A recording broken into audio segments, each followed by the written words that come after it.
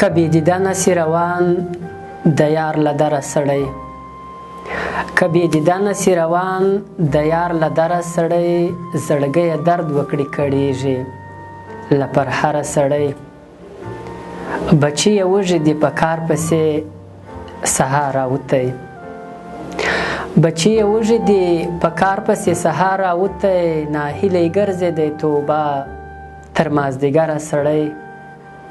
د بت په څیر که یې د سرو زرو څه جوړ کړې منګر، د بت په څیر که یې د سرو زرو څه جوړ کړې منګر، چې انسانیت نه لري خلاص دی له زیوره سړی.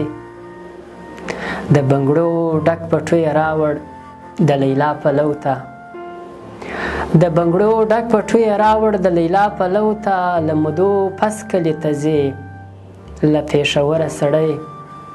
آنده پرتې چې د هر ښکلې پر باړخوې اوبه، آنده پرتې چې د هر ښکلې پر باړخوې اوبه، تږی نو څنګه سي رهي له سمندره سړی، تږی نو څنګه سي رهي له سمندره سړی.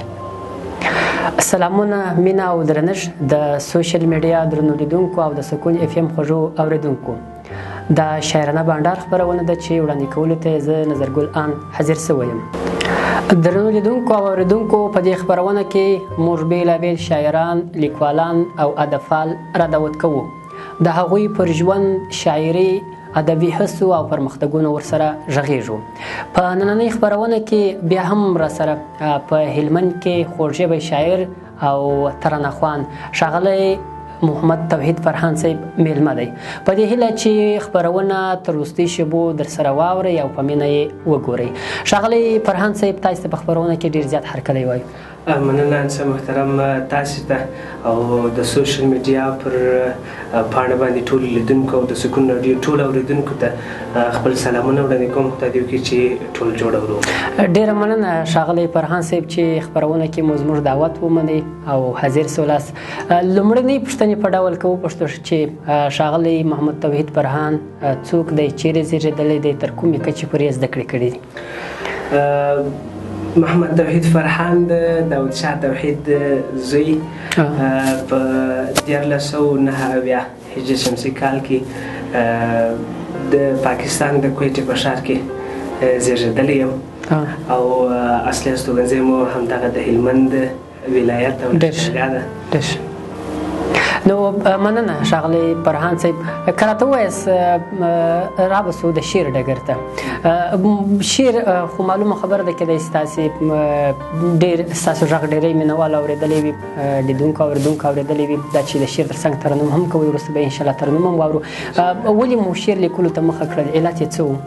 له ماشومتوبه مې د شعر و شاعرۍ سره ډېره مینه درلوده، علاقه مې ډېره ورسره درلوده. نو د شعر مطالعې او د شعر سره کومه مینه چې مې درلوده، هغه دې ته وهڅولم چې زه هم کله کله یو شعر ولیکم. ښه ښه، ډېر ښه. د شعرونو په برخه کې تر اوسه پورې څومره غزلونه مو لیکلي دي او په کوم فورم یا ژانر کې دي؟ ډېری شعرونه مې د غزل په چوکاټ کې لیکلي دي او شمېر ما ته هم نه دی رامعلوم، لیکلي مې بیخي ډېر دي، خو کله کله داسې ستونزې رامنځته شوي دي چې شعر مې په ذهن کې سره جوړ کړی او تر کاغذ یې پورې مې نه یې رسولی. بس نو همداسې پاتې شوی وي. نو ښاغلی فرهان له تاسې به له تاسې څخه به د خپرونې په دې شیبو کې یو غزل واورو، نو وروسته بیا نور پوښتنه ستانه شو. یو غزل دی: دا چې زه په یو جال کې راایسار یم، دا چې زه په یو جال کې راایسار یم، دا چې زه په یو جال کې راایسار یم، بل څه نه دي بندیوان د یو رخسار یم، او راسه چې اظهار درته د مینې وکړم، راسه چې اظهار درته د مینې وکړم، راسه چې اظهار درته د مینې وکړم، بیا تصویر ته په کتو به ګناهکار یم، بیا تصویر ته په کتو به ګناهکار یم. ډېر اعلی. که راځي پوښتنه وکړي پر ما باندې، که راځي پوښتنه وکړي پر ما باندې، نو به ولې زه هغه پسې بیمار یم، او چې دنیا یې تماشه کړي پروا نشته، چې دنیا یې تماشه کړي پروا نشته، چې دنیا یې تماشه کړي پروا نشته، بس یو زه چې ورته ګورم ګناهکار یم واه واه واه یو وار بیا چې دنیا یې تماشا کړي پروا نشته بس یو زه چې ورته ګورم ګناهکار یم ډېره هغه ښکلي بس لایق د اقتدا دی هغه ښکلي بس لایق د اقتدا دی فرحان ځکه یې مرید اوس د دربار یم واه واه واه تر ښکلو پورې رایاده سوله ملا بسمل صاحب وایي مولانا بسمل ښکلې مې څنګ ته کښېنستل پورته سوم سخته بې ځایه بزرګي مې وکړل او کاروان صاحب وایي تږي ټول درپسې مړه ښکاري جانانه په مرۍ کې دې اوبه ښکاري جانانه. ډېره مننه ښاغلی فرحان صاحب چې ډېر خوږ او خوندور غزل مو راسره شریک کوي. بلها خوندور و که راته ووایاست په دې برخه کې چې شعرونه مو لیکلي دي کوم چاپ او یا ناچاپ کتاب لرئ که نه؟ ناچاپ کتاب لرم انشاءالله نو تر اوسه مو د چاپ لپاره هغه د چاپ چارې لا نه دي بشپړې شوې نو انشاءالله په راتلونکي کې هیله شته چې چاپ اثر هم ډېر نو دغه د چاپ په برخه کې تاسو یادونه وکړل ټول غزل شعرونه پکښې دي که نور ژانرونه هم پکښې دي؟ تر اوسه پورې مې پر نورو ژانرونو باندې کار نه دی کړی فقط یو نظم لرم چې هغه مې هم څو کاله مخکې لیکلی دی غزل سبک ډېر خوند راکوي لږ مطالعه هم د غزل ډېره کوم او شعر چې کله جوړوم هم په غزل سبک په غزل کې رښتیا هم اوسني وخت کې د غزل شعر مینوال ډېر دي. د لیکوالۍ تر څنګ ښاغلی فرحان البته د شاعري تر څنګ لیکوالي هم کوئ که نه د لیکوالۍ په برخه کې مو قلم چلولی؟ کله کله ځینې ادبي ټوټې لنډې کیسې هم لیکم او زما یو هنر چې خپل له پلاره څخه مې زده کړی دی د خطاطۍ په برخه ډېر ښه خطاطۍ په برخه کې مې ډېر کار کړی دی او لا هم لګیا یم. ښه ډېر ښه د خطاطۍ یادونه مو وکړله د خطاطۍ تر څنګ بل ورځني ژوند چارې مو څه دي؟ یعنې استادي فکر کوم استادي هم مکتب کې لرئ نو زده کړې مو مخکې هم یادونه وکړل که بیا هم په لنډ ډول راته ووایاست چې ورځنۍ چارې؟ اوس ښوونځي کې د ښوونکي مقدسه دنده ډېر ښه. ښاغلی فرحان ستنېږو په دې شېبو کې بیا هم له تاسې نه یو غزل اورو. د ښار له دښتو به حتمن چیغې غوغا راځي د ښار له دښتو به حتمن چیغې غوغا راځي د ښار له دښتو به حتمن چیغې غوغا راځي یو سړی هغسې ناکامه کور ته واه یاران دې نه کوي محفل کې دا د مینې کیسې یاران دې نه کوي محفل کې دا د مینې کیسې ماته دې خپلې بېوسۍ باندې ماته پر خپلې بېوسۍ باندې ژړا راځي زه څه خبر وم چې یاران به ما پرېږدي نیمه کې زه څه خبر وم چې یاران به ما پرېږدي نیمه کې زه څه خبر وم چې له ما به دوی زه څه خبر وم چې له ما به دوی پر شا راځي وخت به زما د اذیتونو ډیوې هم مړې کړې وخت به زما د اذیتونو ډیوې هم مړې کړې وخت به راځي چې هغه تللې به تر ما راځي وخت به راځي چې هغه تللې به تر ما راځي واه ملګرو هلئ میکدې ته لارې ټول وتړئ ملګرو هلئ میکدې ته لارې ټول وتړئ ملګرو هلئ میکدې ته لارې ټول وتړئ په دې پوهېږئ چې راځي فرحان تنها واه په دې پوهېږي چې راځي فرحان تنها راځي. ډېر ښایسته څو بیته دې ښاغلی فرحان صاحب وایي د کلو رنځور یم خو مړ نه یم زه پښتون د غم انځور یم خو مړ نه یم د ښار هر ښکلی مږدي په زړه سکروټه په اور سوځم بل تنور یم خو مړ نه یم ان د دا خلک به کله ما په دار کړي په دې خلکو کې منصور یم خو مړ نه یم ان د دا خلک به کله ما په دار کړي په دې خلکو کې منصور یم خو مړ نه یم. ډېره مننه ښاغلی فرحان صاحب. یوه پوښتنه که وکړو ښاغلی فرحان صاحب چې زموږ او ستاسې ټولنه کې شاعران ډېر دي په لنډ ډول که ووایو شاعر په ټولنه کې کوم مسؤلیتونه لري؟ شاعر په ټولنه کې د ټولنې هغه ټول حالات څرګندولی شي. یعنی که په ټولنه کې ډېری شاعران دي د شعرونو موضوع یې ټول هغه ټولنیز حالات دي، نو که هغه خدای مه کړه ناورینونه وي او که پرمختګونه وي، شاعر کولی شي چې خپل د ټولنې هغه کیفیت او څرنګوالی خپل په شعر کې معرفي کړي. ډېر ښه. اوسني حالاتو کې فکر کوئ زموږ ټولنه څه ډول شعرونو ته ضرورت لري؟ زما په فکر سره په اوسني حالاتو کې چون زموږ هیواد تازه د پرمختګ دور ته داخل شوی، زما په فکر سره شاعران باید داسې شعرونه ووایي او د خلکو تر اذهانو او فکرونو پورې دغه د پرمختګ او راتلونکي ته ژمنتیا ډاډ ورکړي او دوی د ښې راتلونکي جوړولو ته وهڅوي. ډېر ښه. او ښاغلی فرهان صاحب، یوه پوښتنه کیدای شي درنو لیدونکو او اورېدونکو ته هم پیدا وي، آیا هر څوک شاعر کیدلی شي که دا یو الهي ورکړه بولئ؟ څو ځله مخکې زما څخه هم دا پوښتنه شوې ده چې هر څوک شاعر کیدلی شي. زه ورته وایم چې کیدلی شي، خو د الهي الهام د ورکړې شاعري د کسبي شاعري سره ډېر فرق، ډېر توپیر لري. څومره خوند چې په الهام او الهي ورکړې سره وي هغه په کسبي شاعري کې نه وي. څومره چې ذوق او هغه د بیتونو ښکلا په الهام کې وي په کسبي شاعري کې هغومره خوند نه شته. بالکل ډېره مننه. نو ښاغلی فرهان صاحب، مخکې مو یادونه وکړل چې ښاغلی فرهان صاحب ترنم هم کوي. یقینا زه مو د غږ ځانګړی مینوال به یم، نو دا مخامخ نه وایم، ډېر خوند راکوي. کیدای شي تاسې زما په څېر نور مینوال هم ولرئ. نو ښاغلی فرهان صاحب، له تاسې نه به د خپرونې په دې شیبو کې ترنم واورو. ستاسو شاعري هم تعقیبوم، د نورو شاعرانو شاعري هم تعقیبوم، خو اکثره وخت په ترنم کې هر هغه شعر ترنم کوم چې ما ته خپله ډېر جالب او ډېر په زړه پورې. نو ستاسو یو غزل را سره دی. ډېره مننه. خیر اوسې. ستاسې په زړګي کې زه اکثره ساتم، زه پر سینه باندې 800 پر هره ساتم. دغه به ترنم کوم. ارشاد. مهرباني.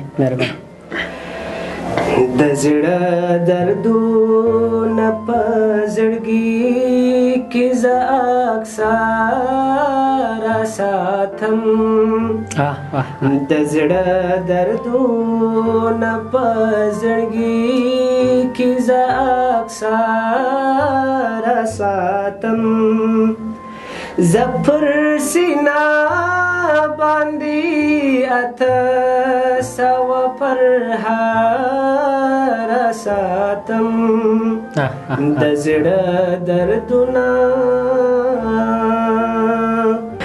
لکه بلال د یار دیدن پسې ناهیلی ګرځم،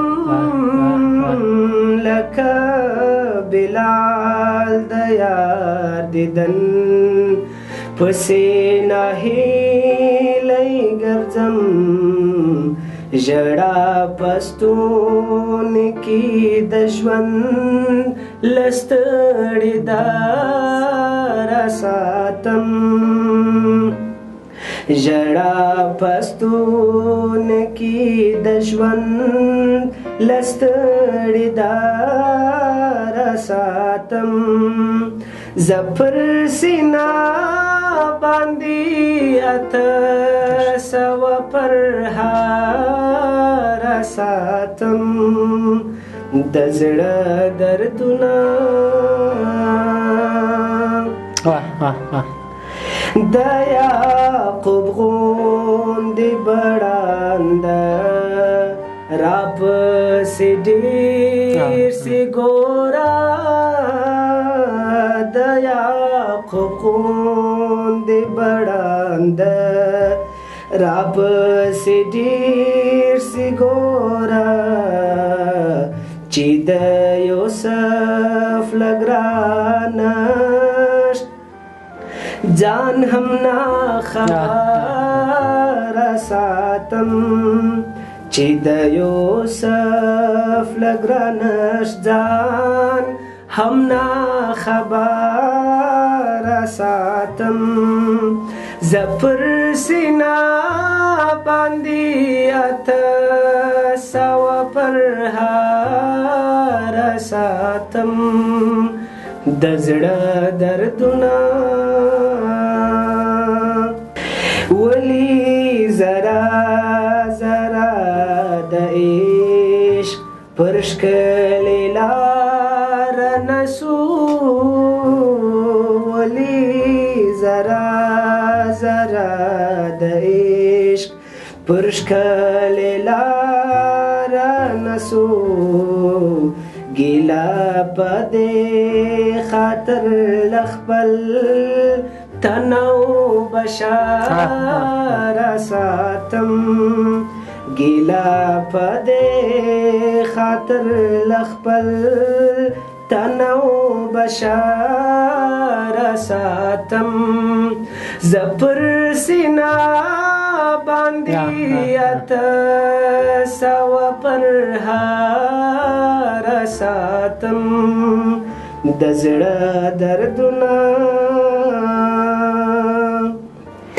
زه په غږ باندې مین یم په لالي یوه خبره دوه ځلې کوم ډېر ښایسته ښاغلی فرهان صاحب پر غږ دې برکت شه او د غږ خواږه دې کم مه شه ښاغلی فرهان که راته ووایاست چې ترنم مو د شعر سره یو ځای پیل کړی دی د شاعرۍ څخه مخکې و او ولې مو بیا د ترنم ډګر ته مخه کړل علت څه و ترنم ته مې ځکه مخه کړل چې زما پلار هم شاعر و نو کله چې مې قرائت خلاص کړ نو د پلار ځینې شعرونه او البته خور مې هم شاعره وه نو د دوی ځینې نعتونه مې ترنم کول نو د هغه راهیسې بس کله کله ترنم مننه یقینا ښاغلی فرهان صاحب غږ مو څنګه چې که څه هم موږ ډېر فرهان صاحب ترنم باندې نه پوهېږو ځکه شعر شاعري سره په کار دی خو غږ دې څنګه چې باید واوسي همهغسې دی او ښکلی دی د سټډیو په برخه کې مو نعتونه ویلي دي او که نه که مو نه وي ویلي نو علت یې څه دی ولې د سټډیو په برخه کې ترانې نه ثبتوئ د ډېر مصروفیت له وجې څخه خان صاحب دا چې ټولو ته معلومه ده نن سبا کورنۍ ستونزې ډېرې دي مصروفیتونه ډېر دي نو هیله لرم او خوښومه هم داسې چې ځان ورته فارغه کړم او ډېر ترنمونه ولرم آیا فکر کوئ چې فرهان چې اوس د شاعرۍ او د ترنم تر څنګ په خطاطۍ کې هم نوم لري آیا فکر کوئ چې فرهان به یو وخت د هلمند څخه بغیر د ټولو هېواد په سطحه نوم پاته وي انشاءالله هیله لرم دا چې اوس د نورو مصروفیتونو تر څنګ د خطاطۍ او د رسامۍ په برخه کې مې هڅو ته ډېره مخه کړې ده نو هیله دا لرم چې انشاءالله د هنر په برخه کې د خط او د رسم په برخه کې انشاءالله په راتلونکي کې ډېرې لاسته راوړنې ولرم نو انشاءالله خدای ته امید شته ډېره مننه ښاغلی فرهان صاحب له تاسې نه غزل اورو د خپرونې په دې شیبو کې تر څو خپرونه خسته تمامه نه شي نو وروسته بیا راستانه شي یو غزل دی دا مې د ترنم په هکله لیکلی دی دا څوک دی چې تنها درومي په لاره زمزمې کړي دا څوک دی چې تنها درومي په لاره زمزمې کړي دا څوک دی چې تنها درومي په لاره زمزمې کړي دا څوک دی چې له کلي نه تر ښاره زمزمې کړي او دا څوک دی چې د چا یادونو دومره مجبور کړي دا څوک دی چې د چا یادونو دومره مجبور کړي دا څوک دی چې د چا یادونو دومره مجبور کړي دا څوک دی چې ساه نه اخلي بېواره زمزمې کړي او دا څوک دی چې هر بند یې سړی وزنګوي داسې دا څوک دی چې هر بند یې سړی وزنګوي داسې دا څوک دی چې دا دومره مزهداره زمزمې کړي دا څوک دی چې دا دومره مزهداره زمزمې کړي دا څوک دی دا په خپل حسن مین لیونی څوک دی دا څوک دی دا په خپل حسن مین لیونی څوک دی هر وخت چې مخ ته ونیسي هنداره زمزمې کړې. او ای واوره که پوښتنه د فرحان وکړي نو وایه. ای واوره که پوښتنه د فرحان وکړي نو واوره. ای واوره که پوښتنه د فرحان وکړي نو وایه چې ناست ستا د یاد سره قراره زمزمې چې ناست ستا د یاد سره قراره زمزمې کړي. ډېر ښایسته، ډېر الله. نو ښاغلی فرحان صاحب ډېره مننه چې زموږ خپرونې ته دې ځان حاضر کړ او خپل قیمتي وخت یې موږ ته راکړ. ستاسو څخه مننه چې دې خپرونې ته مو راوغوښتلم. ژوندي اوسئ. مننه ښاغلی فرحان صاحب، ستاسې څخه بیا هم ډېره مننه. درنو لیدونکو، دا وه نننۍ شاعرانه بانډار چې په هلمند کې مو د خوږژبې شاعر او همدارنګه ترانه‌خوان ښاغلي محمد توحید فرحان صاحب سره درته چمتو کړې وه. تر یوه بلې خپرونې درنه اجازه غواړو.